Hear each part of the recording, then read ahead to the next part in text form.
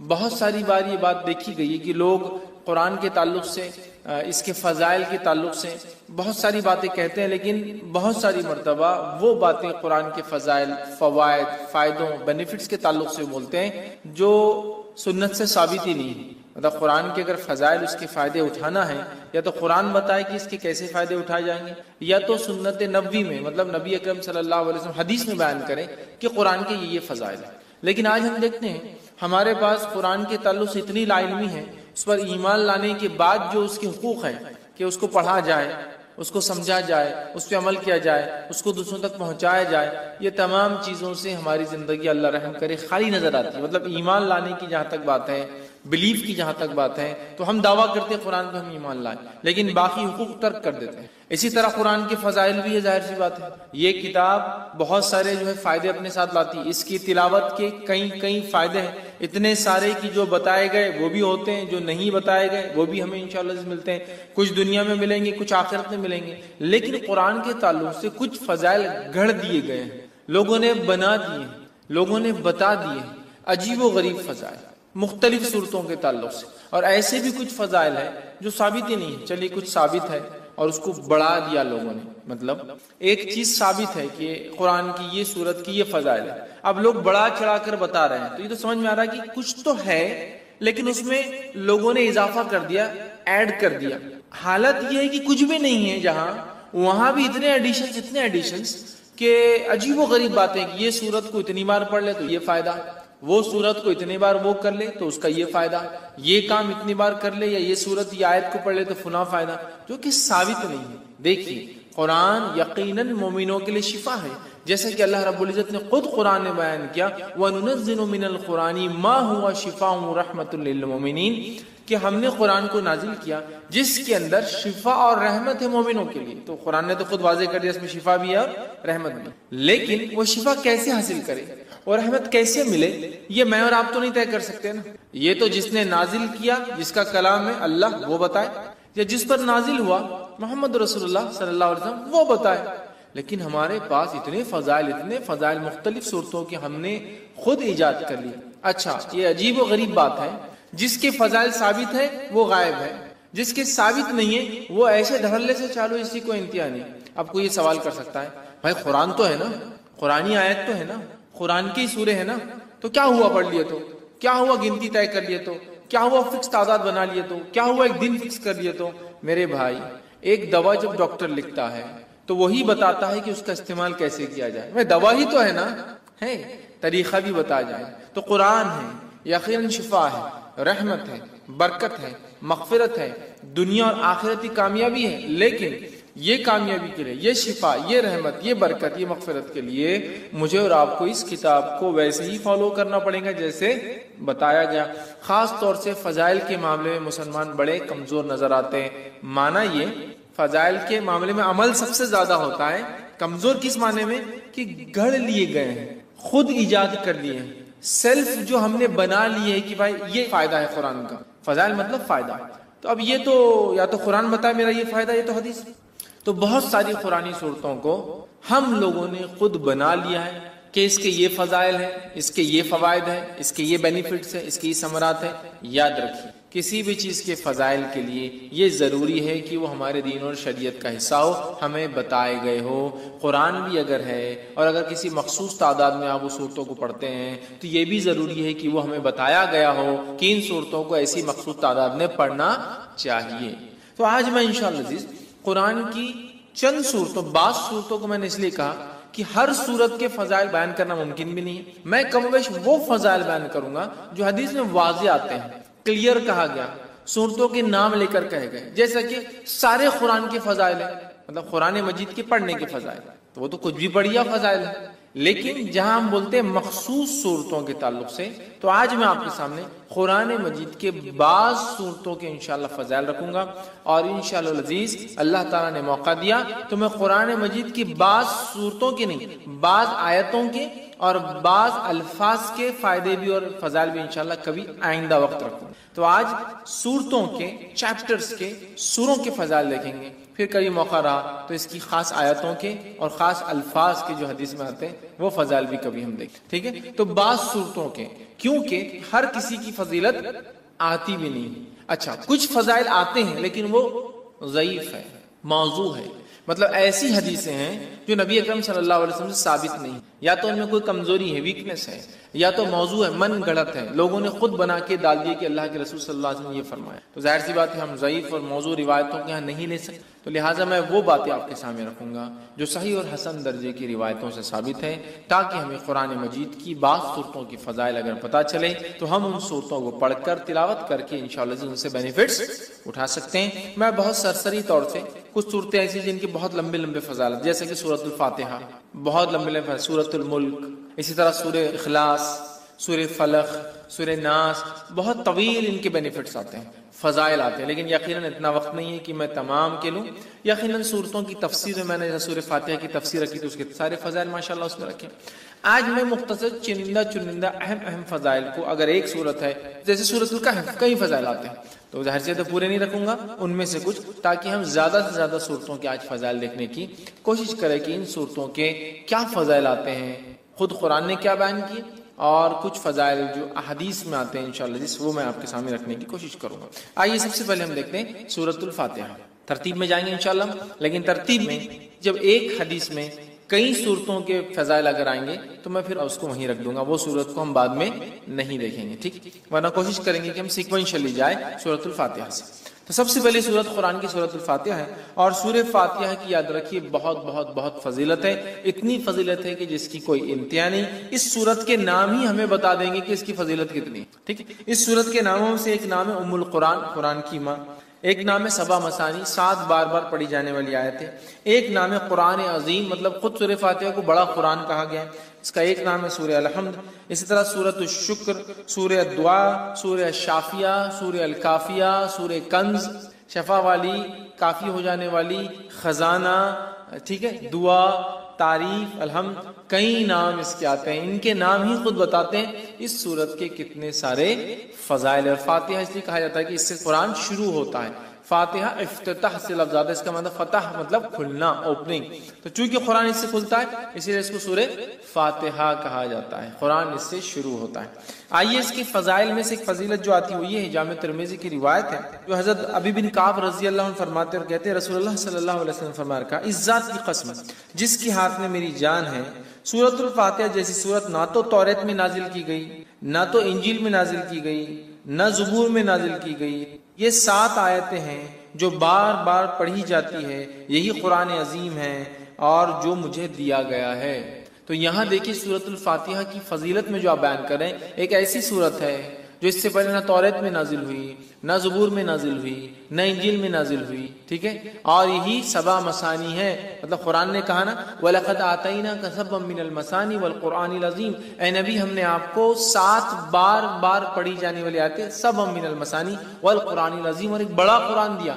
جب پوچھا گیا یہ 7 بار بار پڑھی جانے والی آیتیں اور قرآن عظیم کیا ہے, تو کہا سورہ فاتحہ.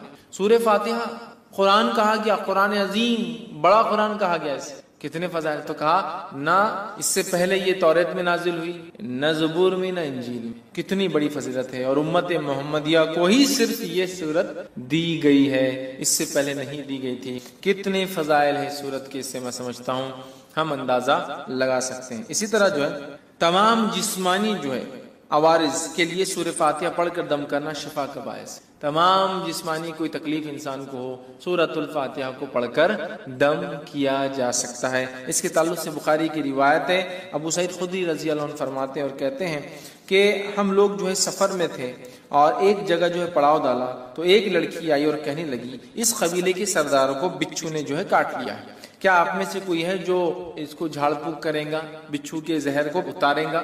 پڑھنے سے, رقیہ کرنے سے, کسی چیز کو دم کرنے سے بچھو کا زہر کیسے اترتا ہے, کوئی آدمی سوچ سکتا نا. اور حدیث میں آتا ہے کہ بچھو کا زہر سورہ فاتحہ سے اتارا گیا, ٹھیک ہے. پہلے میں حدیث رکھتا ہوں پھر اس کی تفصیلات سمجھاتا ہوں. تو کوئی ہے جو اس کا علاج کر دے, کوئی دم پھونک کرنے والا ہے. ایک آدمی جو ہے اس کے ساتھ جو ہے چل دیا, مطلب صحابہ میں سے ایک آدمی ان کے ساتھ جو چل دیا, حالانکہ اس نے کبھی نہیں اس کے بارے میں سنا تھا کہ یہ دم کرتا ہے, ٹھیک ہے. جب دم کرنے والا پلٹ کر واپس آیا تو اس سے پوچھا گیا کہ تم دم کرنا جانتے بھی ہو, دم سمجھتے ہم, پڑھ کر ایسا پھونکنا کہ تھوڑا تھوک اڑے, دم. تو کیا تم جانتے بھی ہو دم کیا ہوتا ہے؟ تم نے کر کے آیا یا یوں ہی کہہ دیا کہ مجھے دم آتا ہے ویسے چلے گئے اٹھ کر؟ ٹھیک ہے. اس نے کہا نہیں، میں نے تو بس سورہ فاتحہ پڑھی اور پھونک مار دی. ٹھیک، سورہ فاتحہ پڑھی اور پھونک مار دی اور اس کو شفا ہو گئی. اب آپ کوئی سوچ سکتا آدمی کہ بچھو نے کاٹا، زہر ہے، اور آپ پھونکنے کی بات کر رہے ہیں. ٹھیک، تو آج جدید سائنس اس طرف بڑھ چکی ہے کہ لیکوڈز کے اندر خود کی سمجھنے کی صلاحیتیں ہوتی ہیں. معلوم، پانی کے تعلق سے ایک اسٹڈی آئی ہے کہ پانی پہ جب کچھ کلمات پڑے جاتے ہیں تو پانی اپنے مالیکولز کو ریسٹرکچر کرتا ہے. معلوم، مطلب اس کو جب کچھ پڑھا جاتا ہے، جیسے ایک آدمی بسم اللہ کہہ کر پڑھے گا تو پانی اپنے آپ کو ریسٹرکچر کرے گا. معلوم، وہ آپ کے انسٹرکشنز کو سمجھ سکتا ہے. اب یہ الگ بات ہے کہ ابھی یہ اب ایک سائنٹیفک، ابھی اس کے لیے فیکٹ ایک لمبا وقت ہے، بٹ ابھی ہم کو پتا چل رہا ہے جو سائنس آج کی بتا سکتی ہے، لیکوڈز جو ہوتے ہیں ان میں اپنی انڈرسٹینڈنگ ہوتی ہے اور وہ ریسٹرکچر کر سکتے، ریڈیزائن کر سکتے اپنے آپ کو، سامنے والا کیا پڑھ رہا ہے. اگر اسی بات کو ہم ذہن میں رکھیں، جو آج ایک ابتدا ہے اس فیلڈ کی، ہو سکتا ہے آگے بہت ساری باتیں ہمارے سامنے آئے، یہ ابتدا ہے، تو ہمیں پتا چلتا ہے زہر بھی قسم کا لیکوڈ ہے جو اندر جا رہا ہے. جب اللہ کا کلام پڑھ کے انسٹرکشنز مل رہے ہیں تو وہ ایکٹ کرتا ہے، ریئیکٹ کرتا ہے، ریسٹرکچر کر سکتا ہے اپنے آپ. جو زہر ہے وہ شفا میں بھی تبدیل ہو سکتا ہے. واللہ اعلم، یہ تو ابھی ابتدا ہے. آگے آگے دیکھیے جو ہے سائنس دنیا کیا کیا ثابت کرتی ہے جو اسلام نے پہلے ہی بتا دیا ہے نا. آج بہت ساری تھراپی جس میں صرف پھونکا جاتا ہے اور سہلایا جاتا ہے. دیکھا آپ نے مساج، خالی پھونکتے ہیں اور ایسا ایسا ہوتا ہے، ملتے ہیں. صرف مساج نہیں، صرف یوں ملیں گے، سر پہ ہاتھ پھیریں گے، باڈی پہ ہاتھ پھیریں گے اور بولتے ہیں اس سے علاج ہوتا ہے. مطلب جرمنی میں ایک سائنٹسٹ ہے، وہ پاگلوں کا یا لوگوں کا علاج کرتا ہے جن کو مرگی وغیرہ کی بیماری، ایپیلیپسی وغیرہ ہوتی ہے، اور وہ ان کو، حالانکہ نان مسلم ہے، کرسچن ہے، تجوید کے ساتھ قرآن پڑھاتا ہے اور اس کی تجزیے کے مطابق، اس کے ایکسپیریمنٹس کے مطابق وہ کہتا ہے اللہ لفظ کو جو تجوید کے ساتھ پراپرلی برابر ادا کیا جائے ایسا آدمی پاگل نہیں ہوتا ہے. وہ مسلمان نہیں ہے، لیکن اس کی تھراپی کہتی ہے کہ یہ لفظ کو صحیح بولنے سے مینٹلی آدمی اچھا رہتا ہے. سبحان اللہ. ٹھیک ہے، تو بہرحال تو زہر کا اتارا ہے، اس لیے میں نے کہا کہ جسمانی بیماریوں کا اس کے اندر علاج ہے. اسی طرح سورۃ الفاتحہ کی فضیلت یہ ہے، جادو، جن،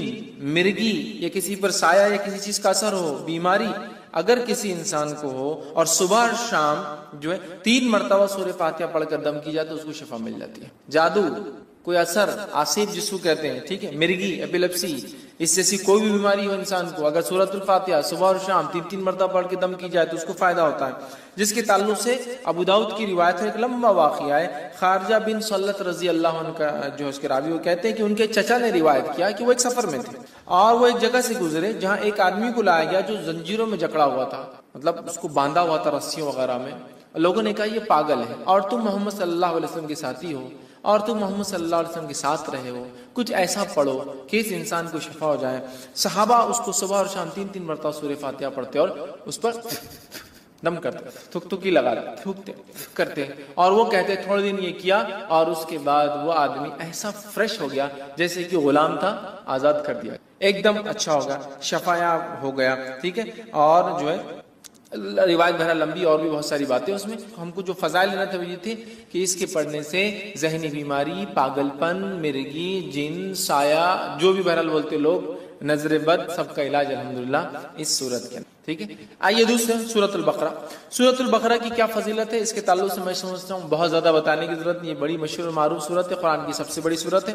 حدیث کے اندر اس کی فضیلت میں جو آتا ہے، جامع ترمذی کی روایت ہے، نبی اکرم صلی اللہ علیہ وسلم فرمایا کہ جس گھر میں سورۃ البقرہ تلاوت ہوتی ہے اس گھر میں شیطان داخل نہیں ہوتا ہے. میں یقیناً حدیث کے کمپلیٹ ورڈنگز نہیں رکھوں گا کیونکہ ہمیں کافی صورتوں کی فضیلت دیکھنا ہے، بس سرسری طور سے بیان کرتا جاؤں گا، کوئی دیکھنا چاہے تو تفصیلات دیکھ سکتا ہے. تو جامع ترمذی کی روایت ہے، نبی اکرم صلی اللہ علیہ وسلم فرمایا اور کہا کہ جس گھر میں سورۃ البقرہ پڑھی جاتی ہے اس گھر میں شیطان داخل نہیں ہوتا ہے، یاد رکھیے. اسی طرح سورۃ البقرہ کے تعلق سے صحیح مسلم کی روایت میں جو فضائل آتے ہیں وہ کیا سنی. سورۃ البقرہ کی تلاوت اور سماعت جادو کا بہتر علاج ہے.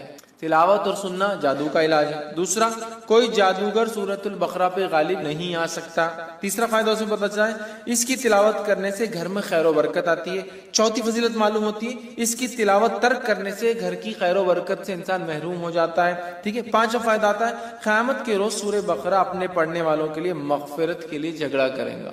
5 فضائل آتے صحیح مسلم کی روایت میں، ٹھیک ہے. اور ابو امامہ باہلی رضی اللہ عنہ اس حدیث کے راوی ہے. حدیث کے اندر جو آتا ہے وہ یہ ہے، قرآن پڑھا کرو، وہ قیامت کے روز اپنے پڑھنے والوں کی سفارش کرے گا.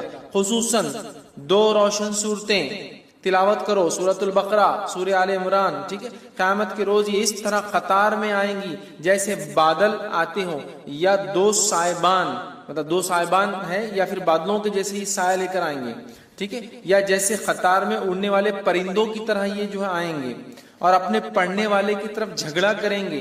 سورہ بقرہ اور سورہ آل عمران کی اللہ ان کی مغفرت کرو، ان کو معاف کر دو، تو جھگڑا کریں گے، تو انہیں پڑھا کرو، ٹھیک ہے. ان کا پڑھنا باعث برکت ہے، اور اس کا چھوڑنا باعث حسرت ہے، خیر و برکت چھین جاتی ہے، اور جادوگر اس کا مقابلہ نہیں کر سکتے. 5 فضیلت ایک پورے قرآن کی بھی ہے. سورہ بقرہ اور سورہ آل عمران کا خاص نام لیا گیا، 2 نمبر اور 3 نمبر کا سورہ قرآن کا یہ، ٹھیک ہے. اسی طرح شیطان گھر میں داخل نہیں ہوتا ہے، جادو کا اثر ختم ہو جاتا ہے. اب اگر جادو ہو گیا ہے یا شیطان اندر آ گیا ہے تو بھاگ بھی جاتا ہے اس کے پڑھنے سے. مطلب ایک تو اندر نہیں آنے دینا، ایک تو جادو ہوگا تو علاج کرنا، اور ایک آگے تو ہکالنا، تینوں کام ہو سکتے ہیں سورہ بقرہ سے. سنیے حدیث کے اندر روایت ہے، یہ حاکم کی روایت ہے. نبی اکرم صلی اللہ علیہ وسلم نے فرمایا اور کہا، ہر چیز کی ایک چوٹی ہوتی ہے. قرآن مجید کی چوٹی اور فضیلت اور عظمت کے اعتبار سے سورۃ البقرہ اس کی چوٹی ہے، یاد رکھیں، پیک ہے اس کی، پینیکل ہے اس کا، ٹھیک ہے.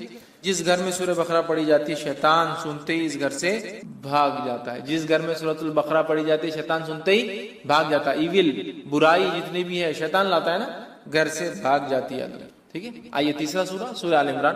سورہ آل عمران کے تعلق سے آتا ہے قیامت کے روز، جو ہم نے پیچھے جو روایت دیکھی اس روایت میں تفصیلات آ چکی تھی صحیح مسلم کی روایت کے اندر، جہاں نبی اکرم صلی اللہ علیہ وسلم نے فرمایا 2 قطار، یا تو پرندوں کی، یا تو 2 سائبان، درخت جو بڑے سائیدار ہوتے، یا تو بادلوں کے جیسی 2 صورتیں آئیں گی، اور اپنے پڑھنے والے کی سفارش، بلکہ جھگڑا کریں گے ان کے لیے، نور ثابت ہوں گے ان کے لیے. اور روز قیامت جب کوئی سایہ نہ ہوگا تو 7 تو عرش میں ہے، اس کے علاوہ جن کو سایہ ملے گا ان میں سورۃ البقرہ اور سورہ آل عمران پڑھنے والے بھی، اور یہ 2 نور جیسے ثابت ہوں گے، ٹھیک ہے. تو سورہ آل عمران بھی اس میں شامل تھا، یہ نور جیسی ثابت ہوں، سایدار درخت جیسی ثابت ہے. یہ اس کے بڑے فضائل یاد رکھیں سورۃ آل عمران کے، اور یہ لڑیں گی، یاد رکھیں لڑیں گی. آئیے حدیث کے الفاظ سن لیجیے. نبی اکرم صلی اللہ علیہ وسلم کو، یہ مسلم کی روایت ہے، کو فرماتے ہوئے سنا ہے کہ قیامت کے روز قرآن مجید لایا جائے گا، اور جو لوگ قرآن پر عمل کرتے تھے وہ بھی لائے جائیں گے. سورہ بقرہ اور سورہ آل عمران آگے ہوں گے. اس کے بعد نبی اکرم صلی اللہ علیہ وسلم نے ان دونوں صورتوں کی 3 مثالیں دی جنہیں میں آج تک نہیں بھولا. راوی کہتے ہیں اور فرماتے ہیں وہ دونوں صورتیں بادل کے 2 ٹکڑوں کی طرح ہوں گی، مطلب سایہ دیں گی. 2 کالے رنگ کی جو چھتریاں ہوں گی جن میں روشنی چمک رہیں گی، بادل جیسی ہوں گی. 2 چھتریاں ہوں گی ان میں روشنی بھی چمک رہی ہوں گی، ٹھیک ہے.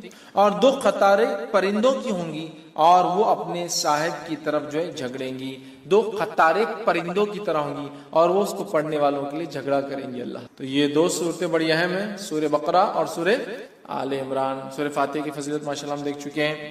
چوتھی جو ہم دیکھیں گے سورت وہ ہے سورہ ہود. اب بیچ بیچ میں بہت ساری صورتیں ہم چھوڑ رہے چونکہ ان کے بہت ساروں کی فضائل ثابت نہیں ہوتے ہیں، ٹھیک ہے، اس لیے ہم چھوڑتے چلیں گے. اس لیے بعض میں نے کہا جو بہت اہم ہے، اور بہت ساروں کے تعلق سے میں نے جیسا کہا کہ بہت ساری ضعیف روایتیں آتی ہیں تو میں وہ نہیں رکھوں گا آپ کے ساتھ، ٹھیک.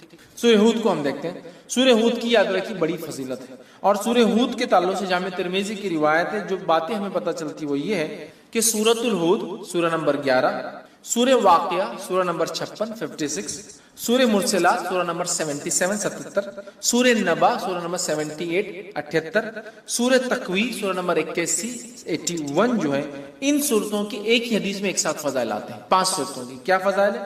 عبداللہ ابن عباس رضی اللہ عنہ اس کے راوی کہتے ہیں ابوبکر صدیق رضی اللہ عنہ نے عرض کیا یا رسول اللہ صلی اللہ علیہ وسلم آپ بوڑھے ہو گئے ہیں. مطلب نبی اکرم صلی اللہ علیہ وسلم کے سر میں کچھ بال سفید نظر آنے لگے تھے. حالانکہ انس بن مالک رضی اللہ عنہ کہتے ہیں آپ کے بہت کم بال سفید تھے اور آپ تیل لگانے سے چھپ جایا کرتے تھے. تو اللہ کے رسول صلی اللہ علیہ وسلم سے ابوبکر صدیق نے پوچھا رضی اللہ عنہ کیا بات، بہت سارے بال آپ کے سفید نظر آئے. تب اللہ کے رسول صلی اللہ علیہ وسلم فرمایا مجھے سورہ ہود، سورہ واقعہ، سورہ مرسلات، سورہ نبا، سورہ تکویر نے بوڑھا کر دیا ہے. مطلب یہ صورتیں قیامت کا منظر پیش کر، یہ صورتوں نے قوموں کے واقعات پیش، یہ صورتوں نے قوموں کے ایمان نہ لانے پر کیسے عذابات آئے. سورہ ہود پڑھیا کتنی قوموں کے واقعات، نوح علیہ السلام کا واقعہ، صالح علیہ السلام کا واقعہ، شعیب علیہ السلام کا واقعہ، ہود علیہ السلام کا واقعہ ہے نا، کتنے واقعات. تو ان واقعات نے، ان قصوں نے، ان باتوں نے جو واقعات یہاں ہوئے ہیں، جو قوموں کے ساتھ سلوک ہوا ہے، میری قوم بھی ایمان نہیں لا رہی، ان کے ساتھ بھی یہ ہو سکتا ہے نا، میرے بعد کے لوگ، تو اللہ کے رسول صلی اللہ علیہ وسلم یہ صورتیں نازل ہوئی، تو آپ غور کر کے فکر کر کے سوچنے کی بنیاد پر آپ کے بال جو ہے سفید ہونے لگے ہیں۔ لیکن اس سے ایک بات جو پتہ چلی وہ یہ ہے، یہ وہ صورتیں ہیں جن کے پڑھنے سے آخرت کی فکر پیدا ہوتی ہے، اس کی فضیلت ہے۔ آخرت کی فکر اور ایکسٹرا آرڈنری فکر کرنے سے آدمی بوڑھا ہونا شروع ہو جاتا ہے۔ بولتے ہیں لوگ ارے وقت سے پہلے بال سفید ہو، کیا فکر ہے تم کو؟ بولتے ہیں آخرت، اور آخرت بڑی اہم چیز ہے، یاد رکھیں۔ تو 5 صورتیں اس میں آ گئی۔ اسی طرح جو ہے سورہ بنی اسرائیل دیکھیں گے ہم، سورہ نمبر 17۔ سورہ بنی اسرائیل کے تعلق سے یاد رکھیے یہ بڑی اہم صورت ہے، اور نبی اکرم صلی اللہ علیہ وسلم کے تعلق سے جامع ترمذی کی روایت ہے، یوں آتا ہے، عائشہ رضی اللہ عنہا فرماتی اور کہتی ہے نبی اکرم صلی اللہ علیہ وسلم اس وقت تک نہیں سوتے تھے جب تک سورہ بنی اسرائیل اور سورہ الزمر، سورہ بنی اسرائیل سورہ نمبر 17، سورہ الزمر سورہ نمبر 39 سورہ الزمر کی تلاوت نہیں کر لیتے تھے۔ نبی اکرم صلی اللہ علیہ وسلم نہیں سوتے جب تک کہ 2 صورتوں کی تلاوت نہ کرتے، سورہ بنی اسرائیل، ٹھیک ہے، یا سورہ اسراء سورہ نمبر 17، اور دوسرا آپ فرماتی اور کہتی سورہ الزمر، سورہ زمر سورہ نمبر 39 نمبر کا اندر، یہ 2 کی جب تک تلاوت نہ کرتے جب تک آپ سوتے نہیں تھے، یاد رکھیں، ٹھیک۔ تو اس سے پتہ چلا نبی اکرم صلی اللہ علیہ وسلم جس سورت کی تلاوت کر کے سو رہے ہیں، یقیناً وہ سورت بڑی اہمیت کی، بڑی اہمیت کی حامل ہے، ٹھیک ہے۔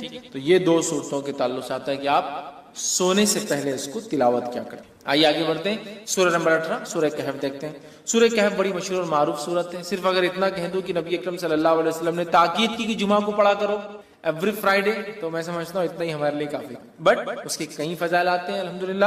سورہ نمبر 18 سورہ کہف کی جو فضیلت آتی ہے وہ یہ ہے، جو شخص اس کی ابتدائی 10 آیتوں کو حفظ کر لیں گا اور تلاوت کریں گا، دجال کے فتنے سے محفوظ رہیں گا، دجال کے فتنے سے محفوظ رہیں گا۔ اور سورۃ الکہف کی ابتدا میں نوجوانوں کا واقعہ آتا ہے جو اپنے وقت کے بادشاہ کی فتنے سے محفوظ رہے، جس نے اپنے آپ کو معبود، رب، گاڈ ڈکلیئر کرے۔ پورا واقعہ نا اصحاب کہف، دا پیپل آف دا کیو، غار والے لوگ ہیں نا، پورا واقعہ اسی سے لفظ سورت کا نام بھی کہف ہے۔ سورہ نمبر 18 جو اس کی 10 آیتوں کا حفظ کر لیں گا اور اس کی تلاوت کریں گا، فتنہ دجال سے بچ جائیں گا۔ اور آپ کو پتا ہے فتنہ دجال کیا ہے؟ فتنہ دجال وہ فتنہ ہے جس کے تعلق سے حدیث میں آتا ہے کہ آدم علیہ الصلوۃ والسلام اور نوح علیہ الصلوۃ والسلام نے اپنی قوم کو اس سے ڈرایا، حالانکہ ان کے زمانے میں آنے والا نہیں تھا، آخری نبی کے آئے تک نہیں آنے والا تھا، ہے نا، اور آخری نبی کے دور میں بھی نہیں آنے والا تھا، ان کے امتیوں میں آنے والا تھا، اور وہ بھی ہر امتی پہ نہیں آنے والا تھا، جو زمانے کے آخری وقت میں رہیں گے، جو ایمان کے اعتبار سے بڑے کمزور ہوں گے، تو ان میں جو مضبوط ہوں گے وہ بچ جائیں گے، ٹیسٹ ہوگا ایک طرح سے، امتحان۔ تو فتنہ دجال کا فتنہ وہ فتنہ ہے کہ آدم علیہ السلام، نوح علیہ السلام نے، اور حدیث میں آتا ہر نبی نے اپنی قوم کو اس سے ڈرایا۔ اور جب اللہ کے رسول صلی اللہ علیہ وسلم علامت قیامت بیان کی نا، حدیث میں آتا، راوی کہتے ہیں فجر کی نماز کے بعد نبی اکرم صلی اللہ علیہ وسلم نے کہا کہ میں تم سے نہ کہتا تھا دجال کے بارے میں، تمیمت داری جو کرسچن تھے، عیسائی تھے، وہ آج میرے پاس پہنچے 1 مہینے کے سفر کے بعد، اور انہوں نے مجھ سے ایک واقعہ بیان کیا، چونکہ وہ ایمان بھی لائے ہیں اس چیز کو دیکھنے کے بعد، اسلام قبول کر لیا ہے، اور انہوں نے دجال سے ملاقات کی ہے، میں نہ کہتا تھا تم سے۔ اور اس کے بعد نبی اکرم صلی اللہ علیہ وسلم سناتے گئے، راوی کہتے ظہر کا وقت آ گیا، ہم نے ظہر کی نماز پڑھی، پھر علامت قیامت اب بتاتے گئے، عصر کا وقت آ گیا، ہم نے عصر کی نماز پڑھی، پھر علامت قیامت بتاتے گئے، اور صحابہ کہتے ہیں جب پوری علامتیں آپ نے ہم کو دن بھر میں بتا دی تو ہم اتنے خوف زدہ ہو گئے کہ کسی جھاڑی کے پاس سے جاتے ڈر لگنا شروع، کسی جھاڑ کے پاس سے ڈر لگتا تھا کہ دجال نکل کے آنا جائے، اتنا ڈرا، دجال اتنی خطرناک، اور اس سے سیفٹی کے لیے صرف 10 آیتیں یاد کرنا ہے، 10 جملے، 10 سینٹنسز یاد کر لو، محفوظ۔ اب آپ بولیں گے 10 جملوں سے کیسا محفوظ ہو سکتا ہے انسان؟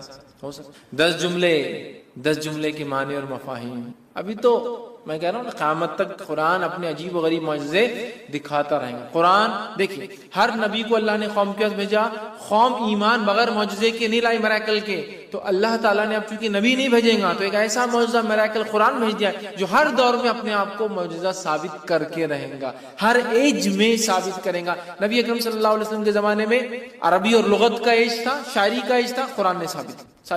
اس کے بعد کے زمانوں میں فلسفوں کو لوگوں نے آگے کیا، قرآن نے ثابت کیا۔ آج سائنس اور ٹیکنالوجی قرآن ثابت کرتا ہے، کل کوئی اور دور ہوگا قرآن وہاں بھی اپنے آپ کو۔ تو اس کی 10 آیتیں سورۃ الکہف کی صحیح مسلم کی روایت ہے، ابو درداء رضی اللہ عنہ فرماتے ہوئے کہتے ہیں رسول اکرم صلی اللہ علیہ وسلم فرمایا جس نے سورہ کہف کی پہلی 10 آیتیں یاد کر لی وہ فتنہ دجال سے محفوظ کر لیا گیا۔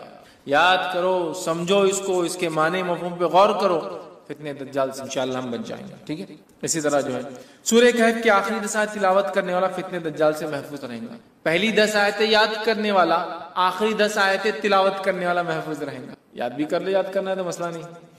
اور کچھ علماء لکھتے ہیں ہو سکتا ہے دونوں سے فائدہ، واللہ عالم، چونکہ طبرانی کی روایت میں الفاظ اس طرح سے، ابو سعید خدری رضی اللہ عنہ کہتے ہیں رسول اللہ صلی اللہ علیہ وسلم فرمایا جس نے سورۃ الکہف کو اس طرح پڑھی جس طرح نازل ہوئی تو وہ اس کے لیے قیامت کے روز نور ہوں گی، مکہ سے لے کر جس جگہ وہ رہتا وہاں تک کے لیے نور، انڈیا سے وہاں پڑھے تو وہاں تک اتنا بڑا نور رہے گا، جس جگہ سے مکہ تک اتنا بڑا نور اس کے لیے ثابت ہوگا۔ اور جس نے سورہ کہف کی آخری 10 آیتیں پڑھی فتنہ دجال سے اس سے کوئی نقصان نہیں پہنچے گا۔ تو 10 آیتیں یاد کر لی تو بھی بچ گیا، آخری 10 آیتیں پڑھ لی تو بھی بچ گیا، ٹھیک ہے۔ اور میں بھی ہو سکتا دونوں بھی اس کا معنی ہو کہ پہلی بھی پڑھ لے 10 بعد کی بھی پڑھ لے، انشاءاللہ انسان محفوظ۔ اسی طرح جمعہ کی روز سورہ کہف کی تلاوت کرنے والے کے لیے 2 جمعوں کے درمیان ایک روشن نور ہوتا ہے، 2 جمعے کے درمیان روشن نور ہوتا ہے، یہ حاکم اور بیہقی کی روایت ہے۔ اسی طرح جو ہے سورہ کہف کے بعد سورہ فتح یہ قرآن کی 48 نمبر کی سورت 48، ٹھیک ہے۔ سورہ فتح کے تعلق سے جو ہے آپ صلی اللہ علیہ وسلم فرمایا اور کہا کہ دنیا و ما فیہا کی ہر نعمت سے زیادہ یہ سورت مجھے محبوب، دنیا اور اس میں جو کچھ ہے اس سے زیادہ مجھے یہ سورت محبوب ہے، پسندیدہ ہے، میں اس کو چاہتا ہوں۔ کیوں؟ بخاری کی روایت ہے، ہم جانتے ہیں سورہ فتح نازل ہوئی تھی، اس کی ابتدا جب حدیبیہ 6 ہجری کا واقعہ ہے، عمرے کے لیے صحابہ اور اللہ کے رسول صلی اللہ علیہ وسلم گئے، مشرکین نے آنے نہیں دیا، ایک ٹریٹی سائن ہوئی، ایک پیکٹ سائن ہوا، صلح سائن ہوئی، دستخط ہوئی، جس کو صلح حدیبیہ کہتے ہیں۔ اور صحابہ پریشان تھے، دل میں تھوڑے سے ملال کر رہے تھے کہ ہم جنگ لڑتے ان سے، ہم کو آنے نہیں دیتے۔ اللہ کے رسول صلی اللہ علیہ وسلم نے امن کو پسند کیا جنگ کے مقابلے میں، تو اللہ رب العزت نے جب یہ ہو گیا تو اللہ نے فرمایا انا فتحنا لک فتحا، اے نبی ہم نے آپ کو کامیابی دی، ایک کھلی کام۔ صحابہ وہ خوش ہو گئے کہ ہم کو تو دنیاوی لگ رہا تھا، ہم تو معاہدہ کر کے پیچھے رہ گئے، قرآن کہہ رہا ہے فتح مبین ہے۔ تو آپ سے فرما رہے اس سے زیادہ مجھے کوئی صورت پسند نہیں۔ اس کے تعلق سے ایک طویل لمبا واقعہ ہے، عمر ابن خطاب رضی اللہ عنہ نے اللہ کے رسول صلی اللہ علیہ وسلم نے ایک مسئلہ پوچھا، بخاری کی روایت۔ یہ مسئلہ کب پوچھا؟ جب آپ نبی اکرم صلی اللہ علیہ وسلم تھوڑی سی پہلے بحث کر چکے تھے، واقعہ معلوم ہے نا؟ حضرت عمر رضی اللہ عنہ آئے، اللہ کے رسول صلی اللہ علیہ وسلم نے کہا کہ اللہ کے رسول صلی اللہ علیہ وسلم کے ہم حق پر نہیں ہیں؟ آپ نے کہا تو ہم لڑتے کیوں نہیں، کیوں صلح ہو رہی ہے؟ آپ نے خاموش۔ پھر گئے ابوبکر صدیق رضی اللہ عنہ کے پاس، کا مسئلہ کیا ہے؟ ہم حق پر نہیں ہے تو کہا ہے، پھر لڑتے کیوں نہیں؟ ابوبکر صدیق خاموش رہے، کہ اللہ کے رسول خاموشی اختیار کی نا، مل گیا نا جواب۔ اب شاید اس کے بعد یہ سوال کریں، روایت میں تفصیلات نہیں آتی، میں سمجھ رہا ہوں اس کی ترتیب۔ حضرت عمر نے مسئلے کا سوال پوچھا، آپ نے جواب دیا، پھر پوچھا، آپ نے جواب دیا، پھر پوچھا، 3 بار پوچھا، آپ خاموش۔ اب حضرت عمر رضی اللہ عنہ آگے نکل گئے قافلے میں، اور دل میں سوچ رہے ہیں کیوں میں نے 3 بار سوال کر، اگر اللہ کے رسول صلی اللہ علیہ وسلم ناراض ہو گئے تو اللہ کو قرآن کی آیت ہی اتار دے گا، اب میرے کچھ نہ کچھ مصیبت آتی، مطلب کہیں میرا تذکرہ نہ آ جائے، قرآن اتر جائیں گا اور میرا کنڈیمنیشن یا میرے بارے میں کچھ نہ کچھ آ جائے گا، اور یہ ٹھیک نہیں ہے۔ بہت پریشان ہو، بہت دل میں پریشان ہونے لگی، اور آگے چلے گئے کہ 3 بار پوچھنا، 1 بار پوچھا ٹھیک تھا نا، کیوں میں نے سیکنڈ اور تھرڈ ٹائم پوچھ لیا؟ اننیسیسری تھا، نہیں بولنا چاہیے تھا، نہیں پوچھنا چاہیے تھا، آپ سب پتہ نہیں کیا کیفیت میں تھے، کیا حالت تھی، اب میرے پہ خواہ ہوتا جاتا ہے۔ اب اتنی دیر میں اللہ کے رسول صلی اللہ علیہ وسلم نے کہا عمر کا ہے، ابھی تو آگے چلے گئے، ایک صحابی کا دیکھو جا کے عمر، وہ آگے گئے اور چلائے عمر تمہیں اللہ کے رسول صلی اللہ علیہ وسلم بلا رہے۔ حضرت عمر گھبرا گئے، کہا اب کچھ تو بھی ہو گیا، کوئی آیت اتر گئی میرے خلاف، چونکہ میں نے انیسری ڈسٹرب کر، نبی نے 1 بار جواب نہیں دیا، خاموش رہ جانا تھا، دوسری بار پھر خاموش رہ جانا تھا، 3 بار کر وہ گئے۔ تب نبی اکرم صلی اللہ علیہ وسلم نے پوچھا، جب کہ وہ ڈرتے ہوئے جا رہے تھے کہ میرے بارے میں کچھ نہ اتر گیا ہو، آپ نے فرمایا میرے لیے کوئی قرآن تو نہیں نازل ہو گیا؟ تو آپ نے فرمایا آج رات مجھ پر ایک سورت نازل کی گئی ہے جو مجھے ہر اس چیز سے محبوب ہے جس پر سورج طلوع ہوتا ہے، مطلب سورج جس پر نکلتا ہے، اِنَّا فَتَحْنَا لَكَ فَتْحًا مُبِينًا، اسے بخاری نے روایت کیا، مطلب سورہ فتح نازل ہوئی تھی۔ کہا یہ سورت مجھے سب سے زیادہ محبوب ہے، چونکہ ظاہری اعتبار سے ناکامی نظر آ رہی تھی، لیکن اللہ ہی جانتا تھا یہ بڑی کامیابی تھی۔ کیسا؟ صلح حدیبیہ کے بعد اسلام جو ہے پورے عالم میں پھیلنا شروع کیا، اور آنے والے 3 سے 4 سالوں میں کئی ممالک مسلمان ہو گئے، اسلام ہو گیا، کیونکہ اب امن سائن ہو گیا، اب خطوط جانے لگے اور مبلغین جانے لگے، اور بہت سارے لوگ سمجھ گئے کہ قریش نے معاہدہ کرا، مطلب جھک گئے، جھک گئے، ہے نا. قریش کہتے ہیں سب سے بڑی مچھلی کو سمندر کی، جس کو کسی دوسرے پانی کے جانور سے خطرہ نہیں ہوتا اور یہ جب چاہے کسی کو بھی نگل سکتی، سو کہتے قریش. جب سب سے بڑی مچھلی نے معاہدہ کر لیا تو باقی کا کیا سمندر میں. سمجھتے نا. قریش کا معاہدہ آٹومیٹک سگنل تھا کہ اب محمد صلی اللہ علیہ وسلم ان کے ساتھی کوئی معمولی لوگ نہیں رہے. ایک زمانے میں جن کو مسئلہ اور کچلا اور قتل کیا گیا، اب یہ وہ لوگ ہیں جن کی عزت اور اکرام کرنا ہماری مجبوری ہے. حدیبیہ سائن یونیٹڈ بہرحال تو آپ نے کہا مجھے پسند ہے. اسی طرح سورہ ملک سورہ نمبر 67 سورہ ملک کی بھی یاد رکھیے بڑی جو ہے فضیلت جو ہے آتی ہے، اور اس کے فضائل میں یاد رکھیے آتا ہے جو نبی اکرم صلی اللہ علیہ وسلم کے تعلق سے آتا ہے کہ آپ نے فرمایا، جامع ترمذی کی روایت حدیث کے الفاظ جابر رضی اللہ عنہ فرماتے اور کہتے ہیں کہ اللہ کے رسول صلی اللہ علیہ وسلم اس وقت تک نہ سوتے جب تک سورہ علم تنزیل مطلب سورہ سجدہ کو علم تنزیل بھی بولتے ہیں، اس کی ابتدا جو ہے، ٹھیک. علم تنزیل سورہ سجدہ سورہ نمبر 32 اور تبارک الذی بیدہ الملک سورہ نمبر 66. سورہ ملک سورہ تبارک الذی نہ پڑھتے جب تک نہ سوتے. سورہ سجدہ سورہ نمبر 32 اور سورہ ملک سورہ نمبر 67. اب کوئی آدمی سوچ سکتا سورہ بنی اسرائیل اور سورہ زمر ایک جگہ آ رہا ہے، بہت بڑی بڑی صورتیں ہیں 17 اور 39. کہیں آ رہا ہے سورہ ملک اور سورہ سجدہ 32 اور 67. تو ہو سکتا ہے نبی اکرم صلی اللہ علیہ وسلم کچھ صورتیں معمول پڑھتے ہوں گے اور کچھ صورتیں کبھی پڑھتے اور کبھی نہیں پڑھتے ہوں گے. جس نے جب جو دیکھا اس نے وہ عمل کو روایت کر دیا. سمجھ رہے بات؟ کچھ صورتیں آپ معمول پڑھتے ہوں گے، کنٹینیوسلی پڑھتے ہوں گے، اور کچھ صورتیں آپ کبھی پڑھتے ہوں گے اور کبھی نہیں. مطلب ایک سیٹ آف صورتیں آج، ایک سیٹ آف صورتیں کل. آپ اور ہم بھی کر سکتے ہیں. کبھی سورہ بنی اسرائیل اور سورہ زمر پڑھ کے سو گئے، کبھی سورہ ملک اور سورہ سجدہ پڑھ کے سو گئے، ہے نا. اور آپ سے کچھ صورتیں مسلسل مکمل اور ہمیشہ سورہ اخلاص، سورہ فلق، سورہ ناس چھوٹی چھوٹی ہمیشہ. تو یہ آپ کا معمول الگ الگ وقتوں میں رہا ہوں گا، اور دیکھنے والے نے جب دیکھا اس نے وہ بات آپ کی روایت کر دی. یا واللہ عالم آپ سب ایک ساتھ کرتے ہیں، واللہ عالم اللہ ہی بہتر. ٹھیک ہے. تو بہرحال اس میں آتا ہے کہ آپ دو صورتیں مطلب الف لام میم تنزیل، ٹھیک ہے، مطلب یہ سورہ سجدہ اور اس کے بعد تبارک الذی بیدہ الملک سورہ نمبر 67 پڑھتے ہیں. سورہ ملک کو آپ صلی اللہ علیہ وسلم فرماتے اور کہتے ہیں، حاکم کی روایت ہے، عبداللہ ابن مسعود رضی اللہ عنہ کے راوی کہتے ہیں سورہ ملک تبارک الذی بیدہ الملک عذاب قبر سے رکاوٹ ہے. آپ سے روز پڑھتے اور یہ عذاب قبر سے رکاوٹ ہے، آڑ ہے، ڈیفنس ہے میرا اور آپ کا، یاد رکھیے. اسی طرح جو ہے سورہ ملک قیامت کے روز اپنے پڑھنے والوں کے لیے سفارش کریں گی. یہ ابن ماجہ کی روایت ہے. سورہ ملک سفارش کریں گی، یاد رکھیے، حتیٰ کہ وہ جھگڑا کریں گی اور اس پڑھنے والے کو بخشا کر لے جائیں گی. خبر میں بھی بینیفٹ، آخرت میں بینیفٹ. سورہ ملک تبارک الذی بیدہ الملک، ٹھیک، وہو علی کل شیء، یہ آپ پڑھیں گے، اس کی فائدے. اسی طرح سورہ ملک پڑھنے والے کی مغفرت کے لیے قیامت کے روز اللہ تعالیٰ سے یہ سورہ جھگڑا کریں گی اور جنت میں لے جائیں گی. عذاب قبر سے محفوظ رکھیں گی، آخرت میں اللہ تعالیٰ سے جو مجادلہ کریں گی، جھگڑا کریں گی، اور جنت میں بھی لے جائیں گی اپنے پڑھنے والے کو. ٹھیک، یہ جو ہے طبرانی کی روایت میں کہ جنت میں لے جائیں گی. ٹھیک ہے، بہت ہی جو ہے اہم صورت ہے. اس کے تعلق سے ایک بات جو آتی ہے، ابن کثیر رحمہ اللہ نے اپنی تفسیر میں سورہ ملک کی اس کو روایت کیا. وہ روایت اس طرح سے، سورہ ملک خود پڑھنی چاہیے اپنے بیوی بچوں کو، حتیٰ کہ اپنے پڑوسیوں کو بھی اس کی پڑھنے کی تلقین کرنا چاہیے. اور صحابہ ایسا کرتے تھے، خود پڑھتے تھے، اپنے بیوی بچوں کو بولتے تھے، اور پڑوس پڑوس میں بولتے تھے سورہ ملک پڑھا کرو بھائی، سورہ ملک پڑھا کرو. سمجھ رہے آپ؟ ہمیں بھی کرنا چاہیے. اسی طرح آگے بڑھتے ہیں، سورہ نمبر 76 سورہ جو ہے دہر یا سورہ انسان 76 سورہ دہر، اس کی انشاءاللہ دیکھتے فضائل. روایت صحیح مسلم کی ہے، رسول اکرم صلی اللہ علیہ وسلم جمعہ کے روز فجر کی نماز میں سورہ سجدہ اور سورہ دہر کی تلاوت کرتے ہیں. سورہ دہر سورہ نمبر 76 اور سورہ سجدہ سورہ نمبر 32 کی آپ صلی اللہ علیہ وسلم فجر کی نماز میں تلاوت کرتے تھے. ٹھیک ہے، اور جمعہ کے روز، جمعہ کے دن جب آپ فجر پڑھاتے تو ان دو صورتوں کی اس میں جو ہے آپ صلی اللہ علیہ وسلم تلاوت کیا کرتے تھے. اسی طرح سے مسلم کی ہی روایت میں الفاظ اس طرح سے آتے ہیں. عبداللہ ابن عباس رضی اللہ عنہ اس کے راوی فرماتے ہیں رسول اللہ صلی اللہ علیہ وسلم جمعہ کے روز نماز فجر کی پہلی رکعت میں سورہ سجدہ، دوسری رکعت میں سورہ دہر کی تلاوت فرماتے، اور اسی طرح جمعہ کی نماز میں سورہ جمعہ اور سورہ منافقون کی تلاوت کرتے. جمعہ کی فجر میں یہ دو، اور جمعہ کی نماز میں، مطلب جمعہ کی جو نماز ہوتی ہے اس میں خاص نماز میں آپ سورہ جمعہ سورہ نمبر 62 62 اور سورہ منافقون سورہ نمبر 63 63 آپ پڑھا کرتے ہیں. تو ظاہر سی بات ہے اللہ کے رسول صلی اللہ علیہ وسلم کا سلیکشن بہت امپورٹنٹ ہے، کچھ نہ کچھ مقصد ہے اس کے پیچھے. ٹھیک، تو یہ اس کی فضیلت ثابت کر. اسی طرح نبی اکرم صلی اللہ علیہ وسلم کے تعلق سے آتا ہے کہ آپ جو ہے مسبحات پڑھے بغیر نہیں سوتے. مسبحات کس کو کہتے ہیں؟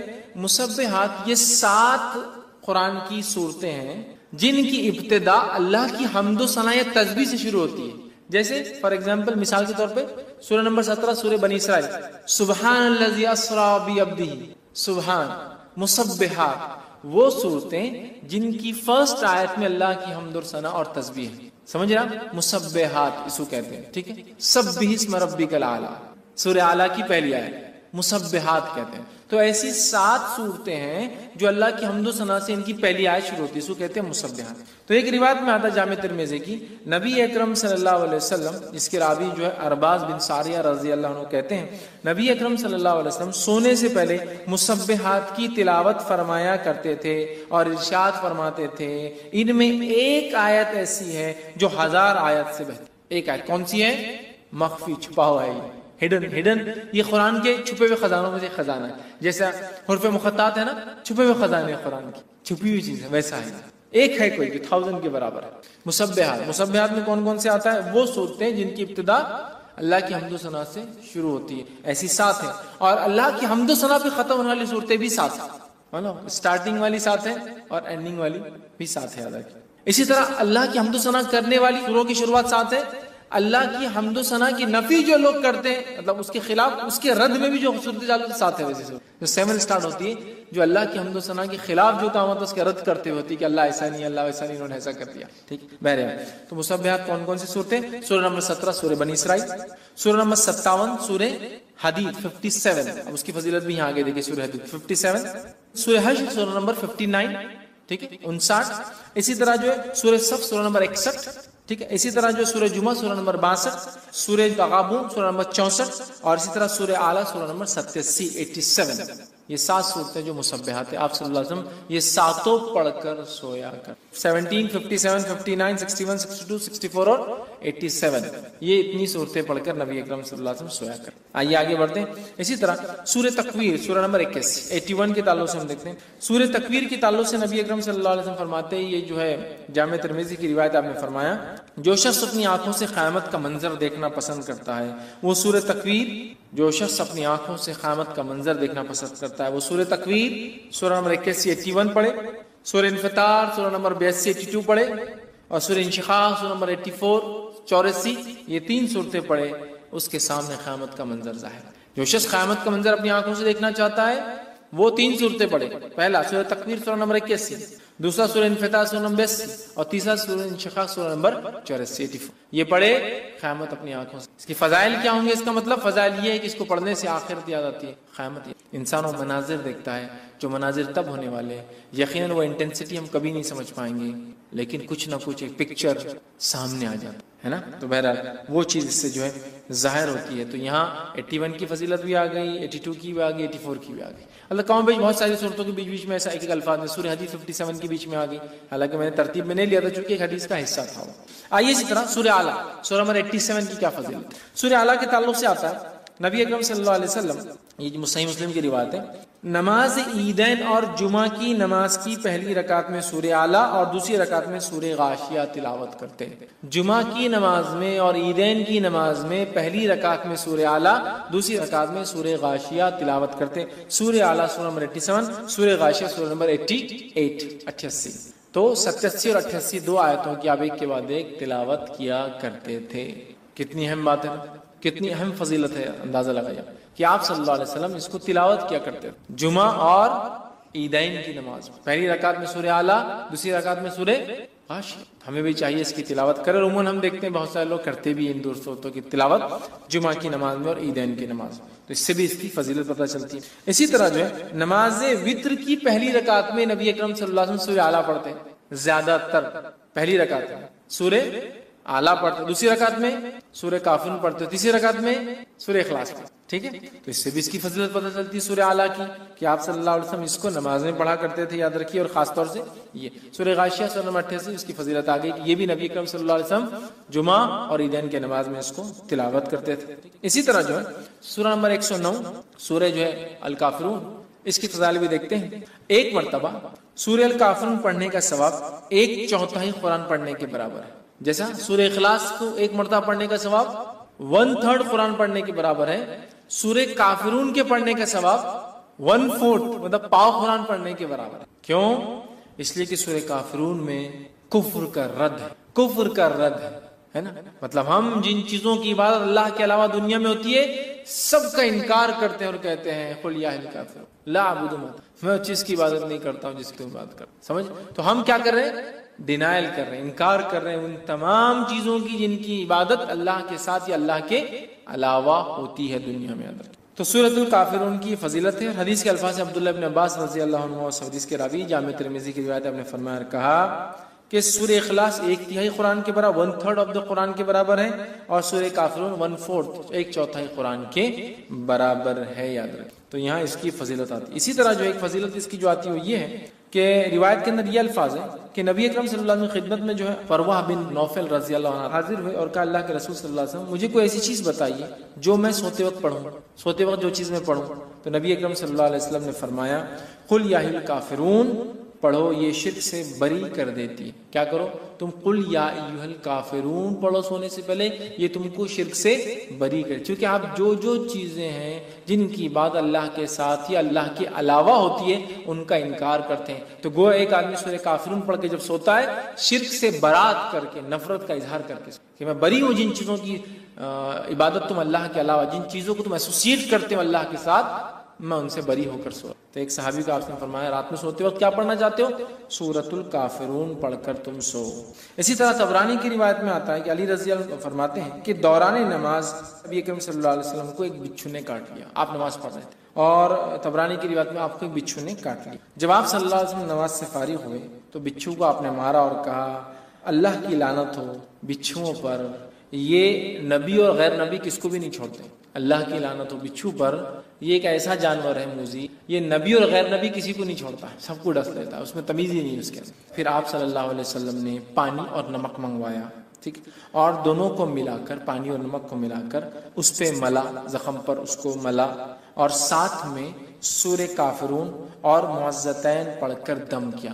سورہ کافرون سورہ نمبر 109 اور معوذتین سورہ نمبر 113 اور 114 پڑھ کر دم زخم پہ دم کیا، پڑھ کے پھونکا.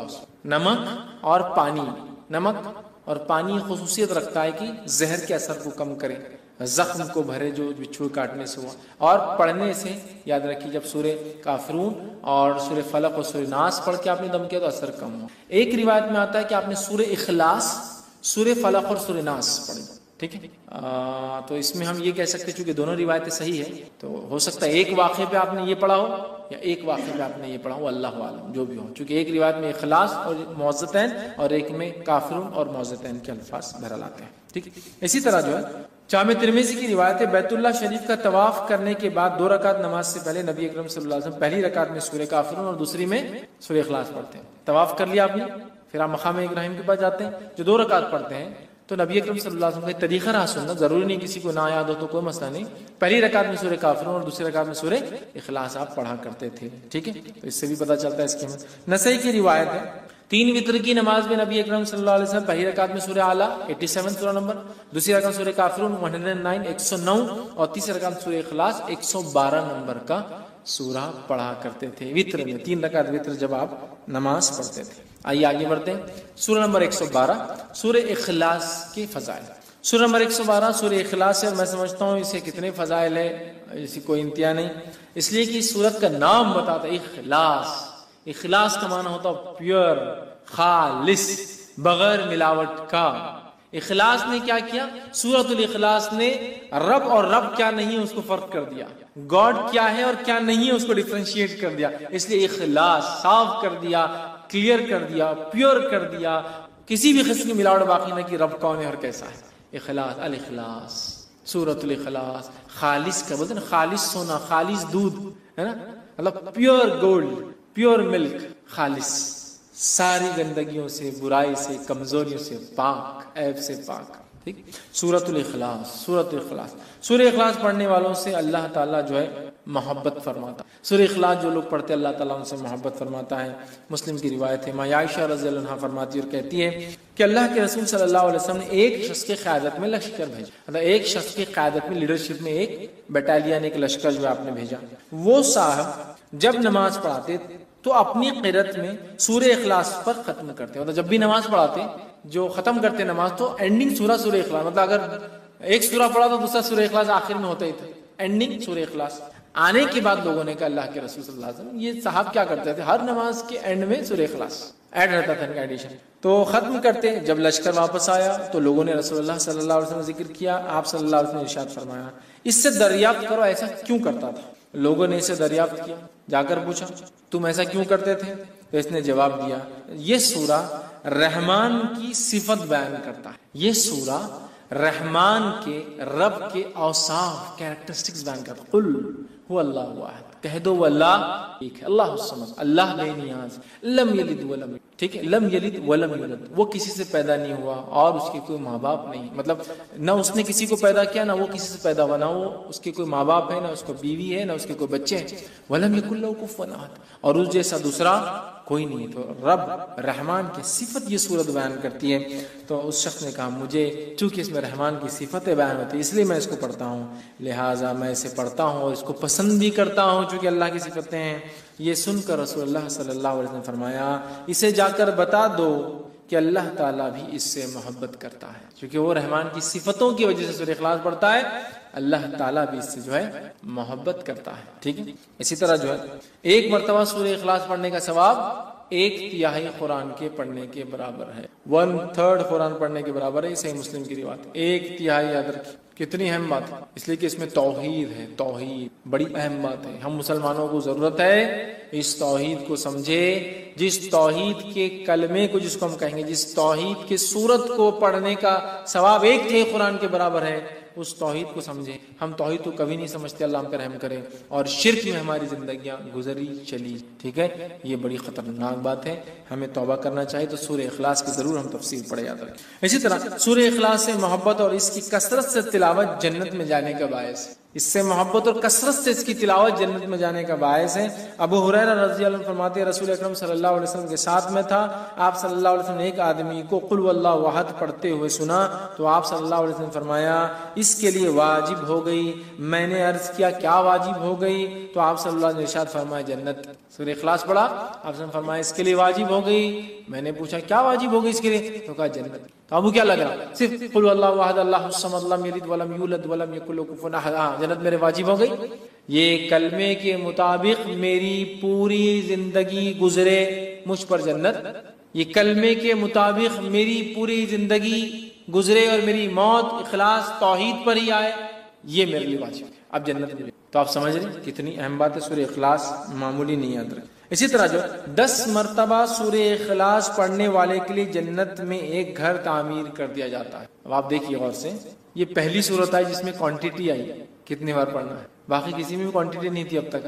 تو آپ جس کو بولیں گے آپ تعداد مت طے کیجیے اب صورت میں کتنا پڑھنا ہے, بس پڑھتے جائیے. یہاں کوانٹٹی ہے, اگر اس نیت سے 10 بار پڑھی جائے کہ اس سے جو ہے جنت میں گھر چاہیے, تو پھر اسی کوانٹٹی فکس کریے, 10 بار ایک ساتھ پڑھنا ہے. آئیے حدیث کے الفاظ, مسند احمد کی روایت ہے. معاذ بن انس رضی اللہ عنہ فرماتے اور کہتے ہیں رسول اللہ صلی اللہ علیہ وسلم فرمایا جس نے قل واللہ احد آخر تک 10 بار پڑھی اس کے لیے اللہ تعالیٰ جنت میں گھر تعمیر کرتے. جس نے سورہ اخلاص کو 10 بار پڑھا اللہ تعالیٰ اس کے لیے جنت میں ایک گھر تعمیر کرتے ہیں. سمجھ رہا بات کو, گھر تعمیر کرتے اللہ تعالیٰ کس شخص کے لیے, جو سورہ اخلاص کو 10 بار پڑھتا ہے. یاد رکھیے. تو آپ دیکھیے کتنی بڑی فضیلت ہے کہ 10 ٹائمز کا ریسیٹیشن جنت میں ایک گھر, مذاق نہیں, مذاق نہیں. ٹھیک ہے. اسی طرح شیطان کے وسوسوں سے بچنے کے لیے سورہ اخلاص پڑھ کر بائیں جانب, ٹھیک, بائیں مطلب لیفٹ ہینڈ جو ہے 3 مرتبہ تھوکنا چاہیے. یہ وسوسے جو کنٹینیو آتے ہیں نا, اس کا بھی علاج ہے. ٹھیک ہے. حدیث کا الفاظ سنیے, جو ہے ابو داؤد کی روایت ہے, جو ہے ابو سلمہ بن عبد الرحمن رضی اللہ عنہ کہتے ہیں کہ رسول اللہ صلی اللہ علیہ وسلم نے فرماتے ہوئے سنا ہے کہ ایک وقت آئیں گا لوگ ایک دوسرے سے بہت زیادہ سوال کریں گے, بہت زیادہ سوال کریں گے, حتیٰ کہ ایک کہنے والا کہیں گا اچھا مخلوق کو اللہ نے پیدا فرمایا. ایک آدمی آگے کیا سوال کریں گے, اچھا مخلوق کو اللہ نے پیدا کیا, تو پھر اللہ کو کس نے پیدا کیا, وہ شک ڈال دیں گے. مخلوق کو اللہ نے پیدا کیا تو اللہ کس نے پیدا کیا. جب لوگ ایسی باتیں کریں گے تو کہنا, جب لوگ ایسی باتیں کریں گے تمہارے سامنے تو تم کیا کہنا, اللہ احد اللہ الصمد لم یلد ولم یولد ولم یکن لہ کفوا احد. خطرناک وسوسہ ہے نا, اللہ کو کس نے پیدا کیا. ٹھیک ہے, یہ پڑھ لینا, اللہ ایک ہے, اللہ بے نیاز ہے, اس نے کسی کو نہیں پیدا کیا, اس سے کوئی پیدا نہیں ہوا. اور اس کا ہمسر اس کے برابر کوئی نہیں ہے. پھر 3 مرتبہ بائیں طرف لیفٹ ہینڈ کی طرف تھوک کر شیطان سے اللہ تعالیٰ کی پناہ طلب کرنا. ادھر تھوکنا ہے لیفٹ ہینڈ اعوذ باللہ من الشیطان الرجیم. یہ پڑھ کر 3 بار تھوک کر شیطان سے اللہ تعالیٰ میں پناہ لینا اعوذ باللہ من الشیطان الرجیم. نماز میں وسوسے آئے تو اس کا طریقہ الگ ہے. نماز میں وسوسے ہے اعوذ باللہ من الشیطان الرجیم ادھر تھوکنا ہے لیفٹ ہینڈ. اور اللہ تعالیٰ کی ذات میں وسوسہ ڈال رہا ہے غیر نماز میں تو اللہ احد اللہ الصمد لم یلد ولم یولد ولم یکن له کفوا احد ادھر تھوکنا ہے لیفٹ ہینڈ تو یہ نکل جاتا ہے. اب ایک چیز چونکہ میں نے بول دیا ہوں تو اب اس کو کچھ نہ کچھ لاجیکل آپ کو کچھ آنسر دیتا ہوں بات سمجھنے کے لیے. اللہ کو کس نے پیدا کیا؟ لوگ سوال کرتے ہیں. بہت سارے ایتھیسٹ وغیرہ ایسے لوگ ہم سے بھی کر سکتے دعوتی فیلڈ میں ٹھیک یا وہ لوگ جو اللہ کو نہیں مانتے ہیں گاڈ کو نہیں مانتے ہیں کریٹر کو نہیں مانتے ہیں. میں ایک ایگزامپل دے کے بات سمجھاتا ہوں. اگر کوئی بول رہا ہے کہ بی کو کس نے پیدا کیا تو ہم کہہ رہے سی. تو سی کو کس نے پیدا کیا تو ہم کہہ رہے ڈی. تو ڈی کو کس نے پیدا کیا ہم کہہ رہے ای. کوئی نہ کوئی تو فرسٹ ہوگا جس کو کسی نے نہیں پیدا کیا ہوگا. ورڈ نیچرل ہے. آپ کتنا بھی لمبا جائیے جانے کے بعد ایک سرٹن پوائنٹ پہ آ کے آپ کو بات تو ماننا پڑیں گی کوئی ایک تھا جو بغیر بنائے بنا ہے. دیکھیں اللہ کو کس نے پیدا کیا اس کو کسی نے پیدا کیا تو اس کو کس نے پیدا کیا پھر اس کو کس تو بات تو وہی چاہ کے پھر جو فرسٹ ہے پھر وہی ہوگا اس کو کس نے پیدا کیا. کوشچن تو اینڈ لیس ہے. تو ہم کہہ رہے ہیں جو نہیں پیدا ہوا اللہ ہے اور جس سے سب کچھ پیدا ہوا وہ اس کی مخلوق ہے. ختم. کوئی بتا بی کو کس نے پیدا کیا تھا آپ بولو نہیں سی تو ہوں گا نا کوئی تو میں بولا سی کو کس نے پیدا کیا تھا آپ ڈی ہوں گا. اچھا ڈی کو کس نے کیا تھا ای ہوں گا. تو اینڈ لیس چلتے ہی جا رہی بات. تو کوئی نہ کوئی ایک ہے ذات جس سے ابتدا ہونا چاہیے پورے کائنات. لیکن اس بات پہ زیادہ غور و فکر نہیں کرنا چاہیے. میں نے صرف لاجیکل آپ کو ریزننگ کے لیے بات کر فکر کرنا نہیں چاہیے. اور ایسی کبھی خیالات آئے تو اللہ میں پناہ مانگنا چاہیے شیطان مردود سے اعوذ باللہ من الشیطان. اور طریقہ بھی اب ہم کو پتہ چل گیا. یا ایمان کی کمزوری کی جو دعا ہے وہ بھی آپ پڑھ سکتے کسی بھی چیز میں. رضیت باللہ ربا وبالاسلام دینا وبمحمد نبیا. یہ خاص طور سے ایسے سوال کوئی لائے تو آپ سے فرمایا اللہ احد اللہ الصمد لم یلد ولم یولد ولم یکن کفوا احد اعوذ باللہ من. یہ اس کا طریقہ ہے. ختم. لاجیکلی آپ کو ایکسپلین کر دیا میں نے کچھ بات. ٹھیک. نبی اکرم صلی اللہ علیہ وسلم جب طواف کر لیتے ہیں تو 2 رکعت جو نماز پڑھتے اس کے بعد تو اس میں پہلی رکعت میں کافرون اور دوسری رکعت میں سورہ اخلاص کی آپ صلی اللہ علیہ وسلم جو ہے تلاوت کیا کرتے تھے. اسی طرح آپ جو 3 وتر پڑھتے 3 وتر کے اندر پہلی رکعت میں سورہ اعلیٰ دوسری رکعت میں سورہ کافرون تیسری رکعت میں سورہ اخلاص پڑھتے تھے. اسی طرح نماز فجر کی پہلی رکعت میں آپ قل اللہ احد اور دوسری رکعت میں قل یا ایھا الکافرون بھی پڑھا کرتے تھے. شارٹ نماز پڑھتے تھے یہ لمبی پڑھے تو سورہ اعلیٰ ہے نا اور دوسری چیز سورہ جمعہ ہے سورہ منافقون ہے وہ ہے بہرحال تو آپ پڑھا کرتے ہیں. آگے بڑھتے ہیں. سورہ فلق کی فضیلت یاد رکھیں. سورہ فلق آپ دیکھیں ابتدائی سورہ اور آخری سورتوں کی بڑی فضیلت ہے. ابتدائی دیکھیں سورہ فاتحہ سورہ بقرہ سورہ آل عمران اور آخری میں بھی سورہ کافرون سورہ فلق سورہ ناس ہے نا سورہ اخلاص. بہت ان کی فضیلت. لیکن بڑی افسوس کی امت کے ساتھ کیا مانگو جن کے فضائل ثابت ہیں ان کی کچھ بھی عمل نہیں اور جن کی ثابت نہیں اس کے ثابت کر کے عمل کرنے پہ تلے ہوئے ہم. کتابیں لکھ دی کہ یہ پڑھے تو یہ ہوتا کہاں ہے نہیں انہوں نے بولے ان کے بولنے سے آپ عمل نہیں کر سکتے کوئی چیز. سمجھ رہا. فضائل تو ثابت ہونا ضروری ہے. ایسے فضائل ہم دل سے گڑھ دیں گے تو پھر تو پورے دین اور شریعت کو بدل دیں گے تھوڑے دن بعد. سمجھ رہا. تو یہ ایسا نہیں ہوتا میرے بھائی اس کو ثابت ہونا ضروری ہے. ٹھیک. سورہ فلق آئیے کیا فضیلت ہے اس کی. سورہ فلق سورہ نمبر 113 ٹھیک ہے. اس کی کیا فضیلت ہے. سورہ فلق جو ہے بہت زیادہ جو ہے اللہ تعالیٰ کو پسندیدہ سورت ہے. ٹھیک ہے. اس کے تعلق سے نسائی کی روایت ہے. عقبہ بن عامر رضی اللہ عنہ فرماتے کہتے ہیں نبی اکرم صلی اللہ علیہ وسلم کی خدمت میں حاضر ہوا تو آپ صلی اللہ علیہ وسلم اونٹنی پر سوار تھے. میں آپ صلی اللہ علیہ وسلم کے قدم مبارک کو میں نے ہاتھ رکھا. ایسا کوئی آدمی اوپر ہوتا آپ ہاتھ رکھ کے بات کرتے ہیں نا. ہاتھ رکھتے ہیں یہ ہاتھ رکھتے ہیں مانڈی پر. جو کوئی آدمی اوپر بیٹھا ہے آپ جا کے ہاتھ رکھتے ہیں تو وہ بھی نبی اکرم صلی اللہ علیہ وسلم کے پیر پہ انہوں نے ہاتھ رکھا. وہ آپ اوپر تھے نا ہائٹ پر تھے تو ہاتھ رکھا اور عرض کیا مجھے سورہ ہود اور سورہ یوسف جو ہے پڑھائیں. یہ 2 صورتیں مجھے اللہ کے رسول آپ پڑھائیے. تو آپ صلی اللہ علیہ وسلم نے ارشاد فرمایا اور کہا اللہ کے نزدیک سورہ فلق سے بہتر سورہ تم کوئی نہیں پڑھ سکتے. مطلب تم سورت پڑھنا چاہ رہے ہو کوئی تو اللہ کے نزدیک سورہ فلق سے بہتر تم کوئی سورت نہیں پڑھ سکتے.